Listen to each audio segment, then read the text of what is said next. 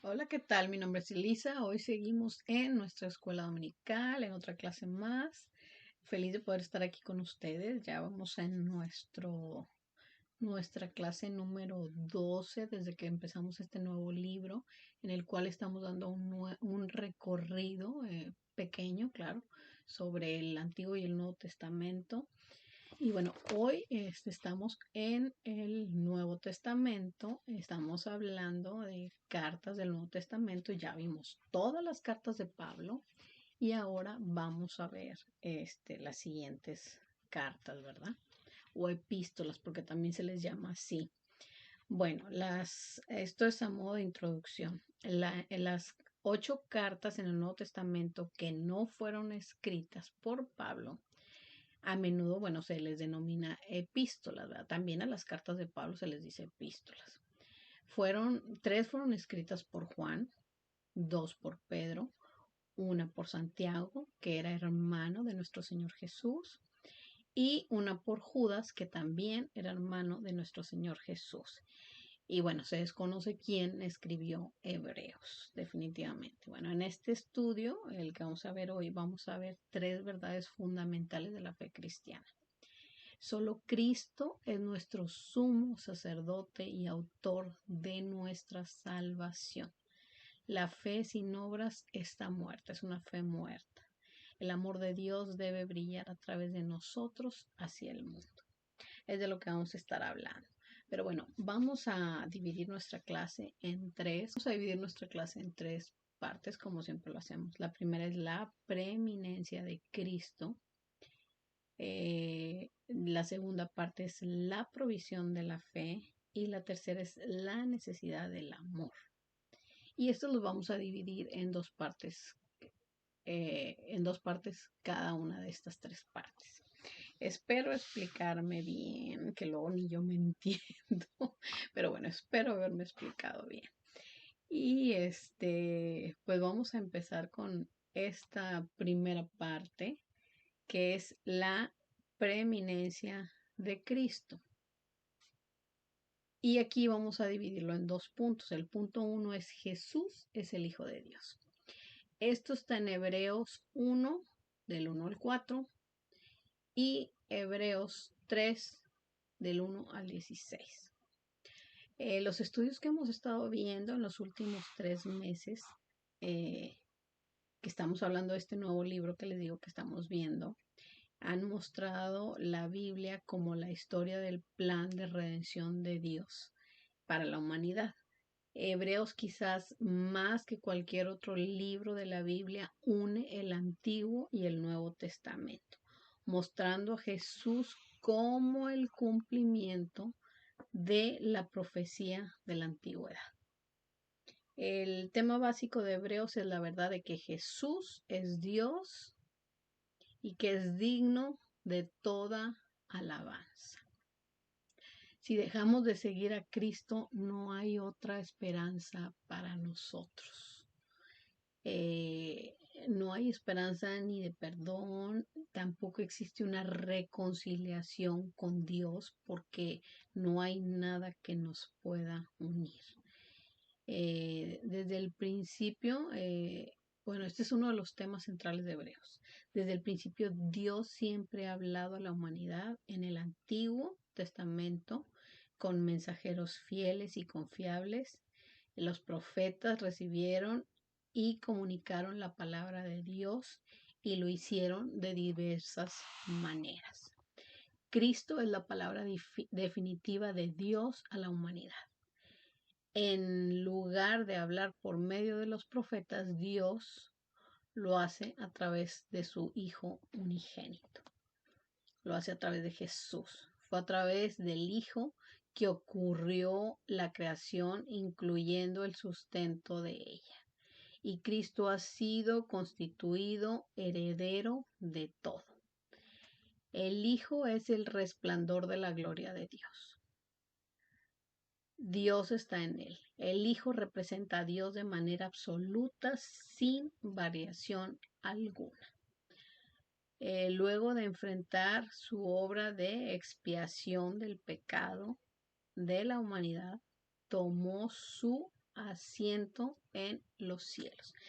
Lo de la expiación de pecado, bueno, esto creo que ya lo hemos visto en otras clases, pero bueno, significa que eh, él se puso como sacrificio para pagar el precio de algo que él no había hecho, sino algo que nosotros hicimos o algo que está en nosotros y él se puso para pagar ese precio. Eh, el hijo es bueno, eso ya lo, perdónenme. Les dije que bueno, luego de enfrentar la obra de expiación, que fue lo que les dije ahorita del pecado de la humanidad, tomó el asiento en el cielo. En el capítulo 1 nos habla que Jesús es superior a los ángeles. En el capítulo 3 nos habla de la superioridad de Jesús respecto a Moisés, el gran libertador que fue un siervo fiel en la casa de Dios. Jesús, en cambio, fue el edificador de la casa y fiel como hijo sobre su casa. Creo que hay una gran diferencia aquí, ¿verdad? La frase apóstol y sumo sacerdote en 3:1 se refiere a la preeminencia de Cristo. El apóstol representaba a Cristo ante el pueblo y el sacerdote representaba al pueblo ante Dios. Pero aunque Moisés representaba al pueblo ante Dios, no era el sacerdote. El que era el sumo sacerdote aquí o cumplía ese rol era Aarón, su hermano. Solo Jesús pudo cumplir con ambas funciones. Él pudo ser la palabra viva de Dios y el sumo sacerdote al mismo tiempo. O sea, él pudo ser las dos cosas. Ahora vamos a ver el punto número B, que es Jesús, nuestro sumo sacerdote. Esto está en Hebreos 7, del 23 al 28. El sistema de sacrificio del Antiguo Testamento era ejecutado por los sacerdotes descendientes de Aarón, quien junto con sus hijos fueron ordenados para servir como sacerdote en Éxodo 29. Pero Jesús, nuestro sumo sacerdote, es más superior al sacerdocio de Aarón. Él no tenía pecado, así que podía presentarse como el sacrificio vivo para perdonarnos. Pues no, pues sí, para perdonarnos, pero para proporcionarnos la redención más que nada. Jesús es superior a cualquier otra persona o cosa creada. Jesús como sumo sacerdote es superior al sistema levítico de sacrificios. Porque él tiene un sacerdocio permanente. Y el sistema levítico, el mandato del sacerdote finalizaba con la muerte física. Y con nuestro Señor Jesús, pues no. Jesús es para siempre en el pasado y en el futuro. Jesús es superior al sistema levítico por su carácter santo, sin mancha, apartado de los pecados y exaltado sobre los cielos. Los sacerdotes del sistema levítico eran seres humanos. Ellos tenían que ofrecer sacrificios por ellos y por su pueblo. Esta ofrenda de sacrificios era de animales, de granos, de aceite, etc. Y el sumo sacerdote, que estamos hablando de Jesús, se ofreció a sí mismo de una vez y para siempre. Él fue sacerdote y sacrificio, o sea, él fue las dos cosas al mismo tiempo. Ahora la parte 2 es la provisión de la fe. El punto lo vamos a dividir en dos, que es el punto A, que es la fe produce buenas obras. Esto está en Santiago 2, del 14 al 26, segunda de Pedro 1, del 3 al 8. Ya hemos hablado que la salvación se obtiene por fe y no por obras. Esto pues ya lo hemos estado platicando, ya lo sabemos. Y bueno, si no lo sabemos, bueno, aquí vamos a aprender el día de hoy. Pero el resultado de esta salvación sin duda va a ser buenas obras. Queremos agradar a nuestro Señor Jesús y lo que buscamos es vivir como Él. Santiago 2, 14 al 26 toca la pregunta fundamental de la fe salvadora. ¿Qué significa profesar la fe en el Evangelio? Santiago trató de demostrar que la fe sin obras no salva, porque, bueno, ahorita lo vamos a ver aquí. Aquí ponemos un ejemplo de alguien que tiene la necesidad económica y no sé, que no tiene dinero para poder hacer sus pagos de sus cosas, no sé, su casa, darle de comer a sus hijos, vestimenta, etcétera, etcétera, las cosas necesarias, ¿verdad? Que tenemos que hacer. Y y también, bueno, vemos que algunos de sus hijos no tienen, vamos a ponerlo como ejemplo, que viven aquí en Michigan, que es donde yo estoy viviendo ahorita, ¿verdad? Es un lugar donde hace muchísimo frío y supongamos que ellos, sus hijos, no tienen chamarras, no tienen nada para resguardarse del frío que hace aquí, que ya los del año, sus hijos, la ropa que tenían del año pasado ya no les sirve para este año porque ya crecieron. Y me platican a mí. Viene y me platica esta persona a mí y me dice, Elisa, pues no tengo dinero para salir adelante con toda esta situación que se me está presentando. Y mi respuesta es decirle, no te preocupes, yo voy a orar por ti. Pero y no quiere decir que el que ore yo por esta persona sea algo malo, no, al contrario. Gloria a Dios que podemos orar los unos por los otros. Pero si yo sé que yo tengo la posibilidad de ayudarlo económicamente y no lo hago, creo que no estoy siendo una buena cristiana, no estoy imitando a Jesús. De nada me sirve mi fe, como diría ahí, como dice Santiago, es una fe muerta. ¿Por qué? Porque no tiene obras. O sea, ¿de qué me sirve si yo no puedo dar a los demás? Yo vine aquí a servir, no a ser servida, ¿verdad? Así como nuestro Señor Jesús, que Él vino a servirnos, Él dio su vida por nosotros.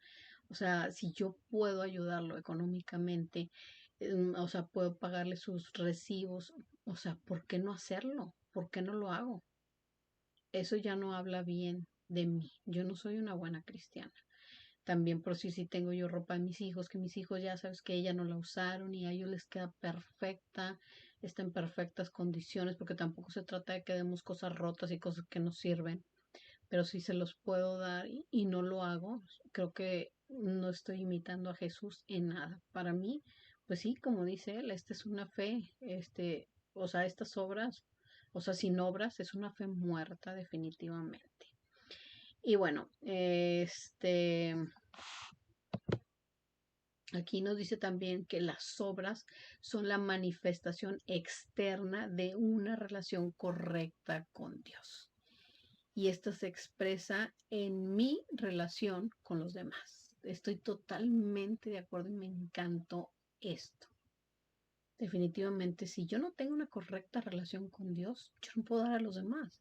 Pero si yo tengo una correcta relación, yo no me voy a quedar tranquila sabiendo que puedo ayudar a los demás y no lo hago. En lo que su fe es solo una aceptación emocional. Bueno, esta es la expresión para una relación que no tiene para una persona que no tiene una buena relación con Dios. Y esta es cuando su fe solo es una aceptación emocional o intelectual de la doctrina y tiene una falsa comprensión de lo que significa. Esa clase de fe es la que está muerta, una que no hay evidencia genuina de que hay una salvación en esta persona y que hay esa relación de esta persona con Dios. Bueno, aquí vamos a estar viendo que Abraham, quien dice que creyó a Dios y eso le fue contado por justicia, porque él entregó a su hijo tal como Dios se lo pidió estamos hablando de su hijo de la promesa, a Isaac, por el cual esperó tanto tiempo, pero él obedeció y creyó en Dios, confió en Dios, tenía mucha fe y lo entregó. Y entonces, bueno, aquí dice que él fue contado por justicia, por esa obediencia que él tuvo. Aquí tenemos otro ejemplo de Rahab, que era una cananea, ciudadana de Jericó. Habló de que com- bueno, aquí habla de que comprendía lo que Dios estaba haciendo por su pueblo y mostró su fe al ocultar a los espías enviados por Josué y ayudarlos a escapar ilesos. Aquí vemos, o sea, aquí vemos la fe con obra. Pedro, por su parte, nos ofreció una enseñanza muy práctica sobre el tema y nos dice que tenemos que agregar a nuestra fe una variedad de cualidades tangibles y observables, coronadas por el amor. Y bueno, pues aquí nos está hablando, o sea, que a nuestra fe le tenemos que agregar buenas obras, en pocas palabras. Como conclusión, lo que dice Santiago y Pablo, no podemos tener una salvación genuina si no tenemos obras. Bueno, ahora vamos a ver aquí el punto número B del primer punto, que es persistir en la fe. Esto está en Judas 1, del 17 al 21. El breve libro de Judas, y les digo el breve libro porque solo contiene un capítulo, describe a personas impías que tratan de alejar a otros de Dios. Este libro llama a los creyentes a defender su fe en medio de la impiedad. Él nos habla de cómo los cristianos debemos prepararnos para las batallas espirituales que vamos a estar enfrentando continuamente. Él nos habla de cómo los cristianos, pues sí, tenemos que estarlas enfrentando. Había falsos maestros que estaban ejerciendo una influencia negativa en la comunidad de la fe. Y Judas demostró sus métodos. Es difícil tratar con quienes causan problemas a la iglesia. Algunos necesitan misericordia, otros tienen que ser rescatados y otros tal vez necesitan respuesta que incluya misericordia y confrontación. Bueno, ahora vamos a hablar de la parte número 3, que es la necesidad del amor. El punto número 1 dice, Dios nos ama. Esto está en primera de Juan 3, del 1 al 3. Luego nos brincamos del 16 al 18. No debe sorprendernos que el tema principal de las epístolas de Juan es el amor. Recordemos que en el Evangelio de Juan, él se refirió a sí mismo como el discípulo al cual Dios amaba más, o el discípulo amado, decía él. Y yo creo que manera tan maravillosa de identificarse, ¿verdad? Si todos nos viéramos así, nosotros como él se veía, wow, qué bonito sería. En su primera epístola y en su evangelio, Juan el apóstol enseñó sobre la realidad del amor de Dios, así como el efecto que el amor debe de tener en la vida diaria. Nos dice que está admirado de que el ser humano sea llamado hijo de Dios. Y eso es posible solo por el gran amor que el Padre le tiene a la humanidad. Definitivamente el amor de Dios va más allá de la capacidad de los seres humanos de comprenderlo. Porque si lo comprendiéramos en realidad, si en realidad comprendiéramos lo que nosotros significamos para Dios o lo que Dios ve en nosotros, creo que sería muy diferente el mundo. Sin embargo, los que conocemos al Señor y tenemos una relación con Él, sabemos que cuando Él aparezca de nuevo, lo veremos y seremos transformados como Él. Esta verdad trae al creyente a asemejarse más a Cristo cada vez. La pregunta que Juan hace es, ¿cómo sabemos que Dios nos ama? Creo que muy buena pregunta. La respuesta va más allá de lo que sentimos. Porque si nos ponemos a sentir, o sea, si nos ponemos a ver por lo que nosotros sentimos, yo creo que nos sentiríamos más bien no amados por Dios, porque siempre nos estamos sintiendo que le fallamos a Dios, que no somos merecedores, que no somos capaces, y empieza la lista ahí donde el enemigo empieza a meternos cosas en la cabeza.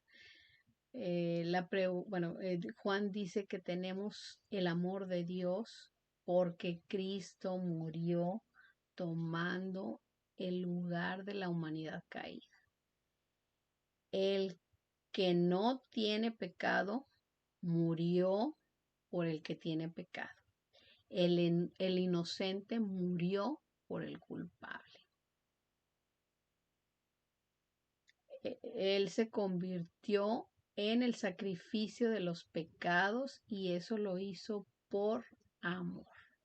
Tal amor debe de producir en nosotros los creyentes la determinación de mostrar dicho amor a los demás.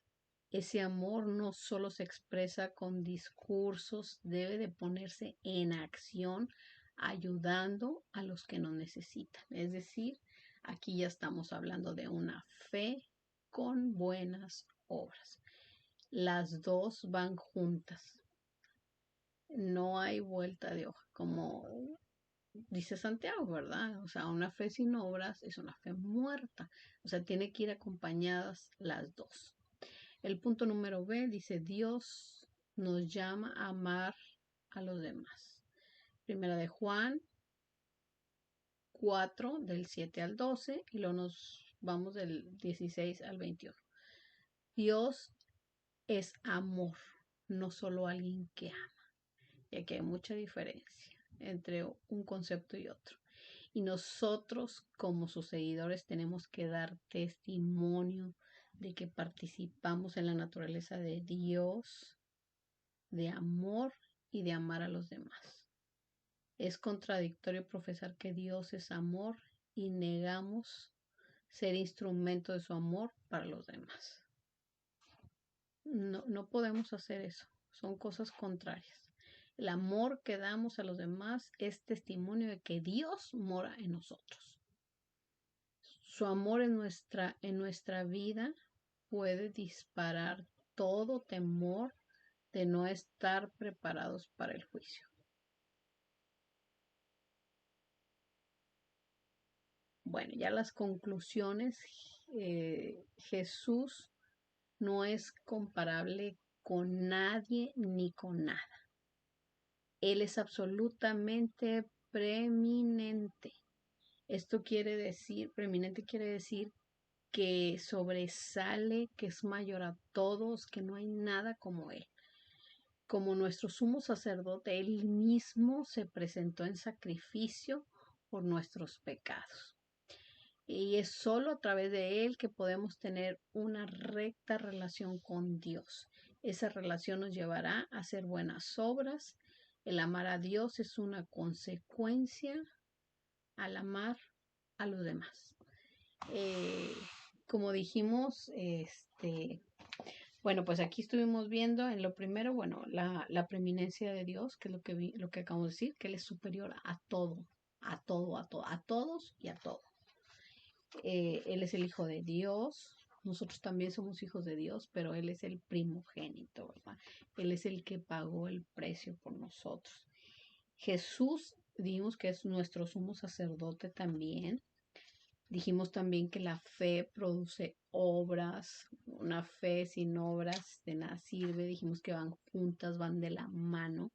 Y esta fe con obras es una consecuencia de tener una buena relación con Dios. Si no existen estas buenas obras, junto con la fe, no hay una buena relación con Dios, definitivamente.